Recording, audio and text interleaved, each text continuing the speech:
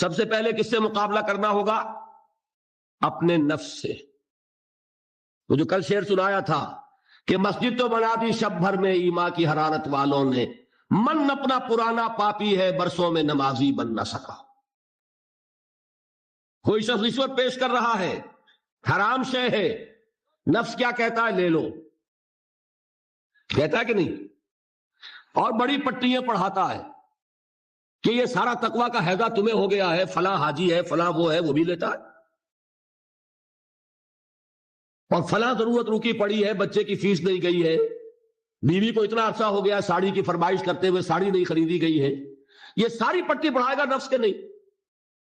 اب اگر آپ مقابلہ کر سکتے ہیں نفس کا تو بچیں گے، مقابلہ نہیں کر سکتے باہر کھا جائے. یہی ہوگا کہ نہیں؟ اذان کا وقت آ گیا، اذان سن لی آپ نے، لیکن پھر نفس نے کہا ابھی اور سو، آپ نے کروٹ لی اور کپڑا خوب ٹھیک کیا اور غین ہو گئے. اگر آپ اس نفس کے تقاضے کو اس وقت رد کر سکتے، طاقت آپ میں اتنی ہوتی تو آپ کھڑے ہوتے مسجد کی طرف جاتے. گویا کہ بندگی رب کے لیے سب سے پہلا جہاد کس سے کرنا ہوگا؟ نفس.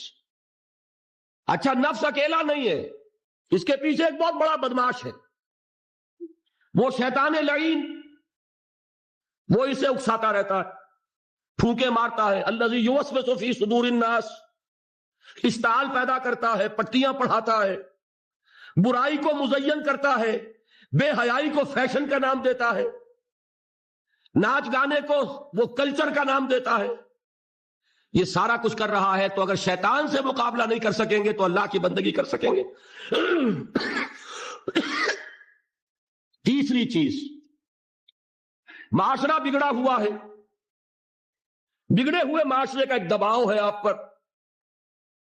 یہ بالکل ایسے جیسے ایک ہجوم ایک طرف جا رہا ہو تو ادھر جانا آسان اور مقابلے میں جانا بہت مشکل، زور لگانا پڑے گا نا.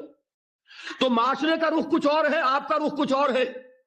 معاشرہ نہ خدا کو جانے نہ رسول کو جانے.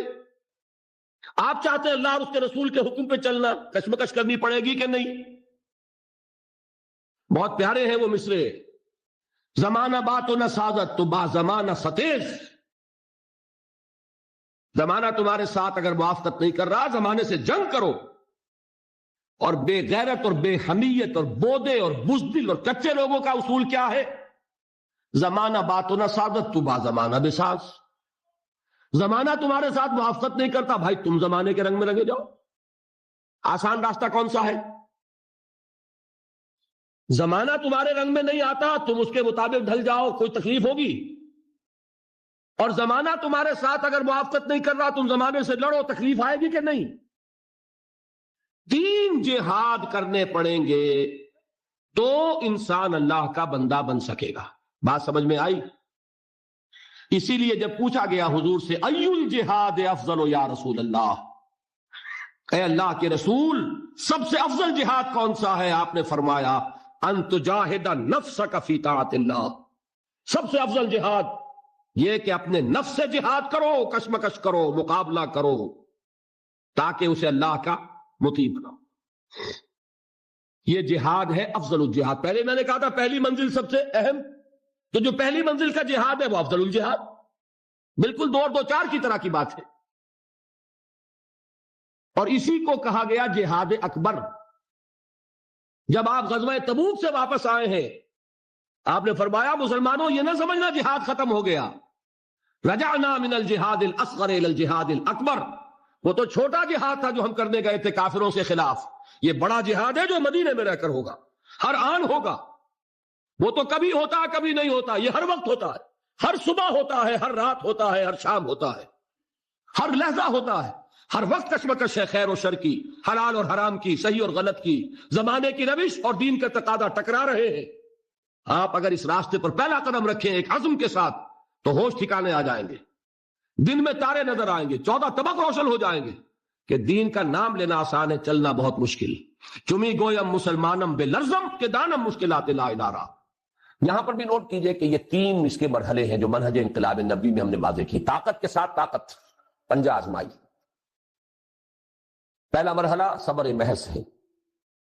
پرسیکیوشن کو جھیلو، برداشت کرو، صبر کرو. نغمہ ہے بلبل شوریرا تیرا خام ابھی اپنے سینے میں اسے اور ذرا تھام ابھی، منتظر رہو، وقت آئے گا ہاتھ کھول دیے جائیں گے۔ دوسرا مرحلہ ایکٹیو ریزسٹنس، آگے بڑھو، للکارو، چیلنج کرو، اقدام کرو۔ آخری مرحلہ پھر تصادم، جان دینے کے لیے میدان میں آ جاؤ، یہ قتال ہے۔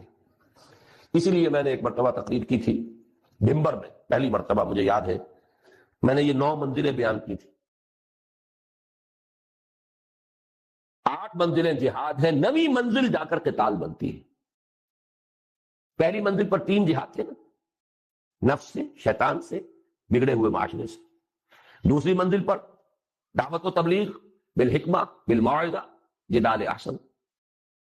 تیسری منزل پر صبر محض، ایسے ریزسٹنس، اقدام، چیلنج، ایکٹیو ریزسٹنس۔ 8 منزلیں جہاد، اور 9ویں منزل ان اللہ یحب الذین یقاتلون فی سبیلہ صفا کانہم بنیان مرصوص۔ گویا جہاد کی پہلی منزل مجاہدہ مع النفس، اور آخری اور 9ویں منزل قتال فی سبیل اللہ۔ واضح رہے کہ اسی کا منفی پہلو ہجرت ہے، بہت اہم بحث شروع ہوگی۔ جیسے اسلام کا منفی پہلو اطاعت کا تقویٰ ہے، حکم مانو، حکم پر عمل کرو، اطاعت، نافرمانی سے بچو، بات تو ایک ہی ہوئی۔ جہاد کا منفی رخ ہجرت ہے۔ اللہ کی بندگی کرنے کے لیے معاصی سے ہجرت کرنی ہوگی، حرام چیزوں سے ہجرت کرنی ہوگی۔ اسی لیے سوال کیا گیا ای الہجرت افضل یا رسول اللہ؟ جواب کیا تھا؟ ان تہجر ما کرہ ربک، سب سے افضل ہجرت یہ ہے کہ ہر اس شے کو چھوڑ دو جو تمہارے رب کو پسند ہے۔ اسی لیے تنظیم کے